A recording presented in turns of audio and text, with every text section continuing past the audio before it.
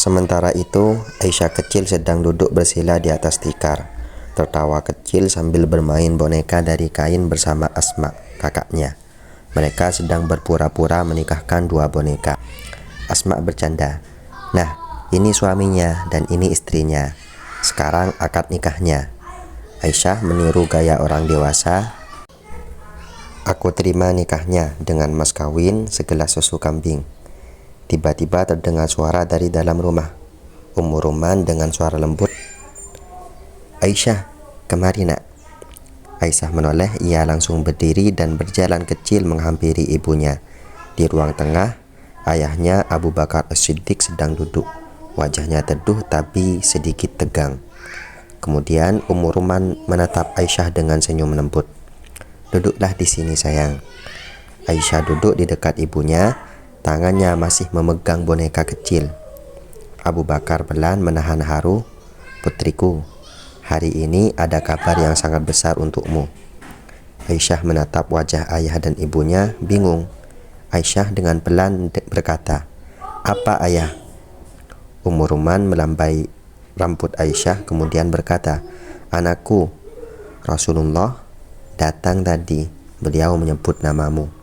Aisyah terkejut, matanya berbinar. "Rasulullah? Apa beliau bilang tentangku?"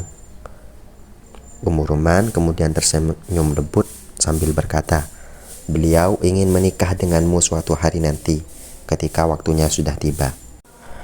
Aisyah terdiam, tangannya menggenggam bonekanya lebih erat. Ia belum benar-benar mengerti arti pernikahan, tapi nama Rasulullah membuat jantungnya berdebar. Rasulullah yang selalu menyapanya dengan lembut, yang pernah mengusap kepalanya saat ia sakit, yang pernah menceritakan kisah Nabi Yusuf saat ia takut tidur sendiri. Aisyah dengan pelan dan menunduk dan berkata, "Beliau orang yang sangat baik." Abu Bakar tersenyum haru dan berkata, "Beliau adalah utusan Allah dan Allah memilih namamu untuk beliau.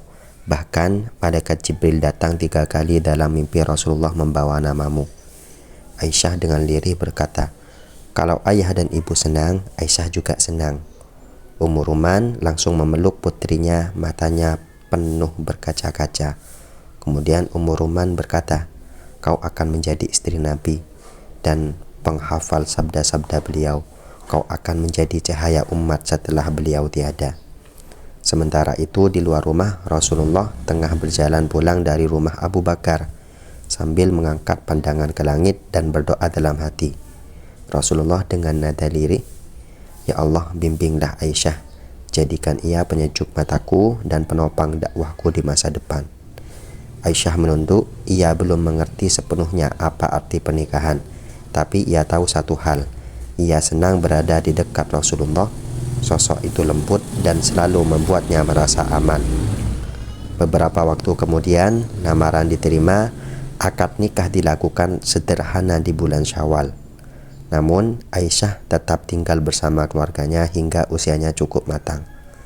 Rasulullah SAW berkata pada Abu Bakar setelah akad, "Wahai sahabatku, aku tak ingin tergesa-gesa. Biarkan ia tumbuh dan beranjak remaja dulu. Aku akan menjemputnya saat waktunya telah tiba." Abu Bakar tersenyum, di dadanya ada rasa bangga dan haru berkecamuk. Setelah tahun kedua Hijriah di Madinah, Aisyah kini telah beranjak dewasa. Rasulullah SAW menjemputnya dan mengadakan walimah sederhana.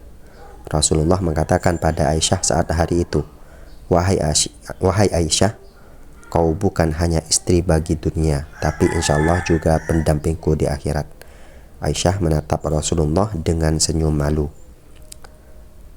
Dan Aisyah berkata, "Dan engkau bukan hanya suamiku, engkau adalah guru, pelindung, dan cahaya hidupku."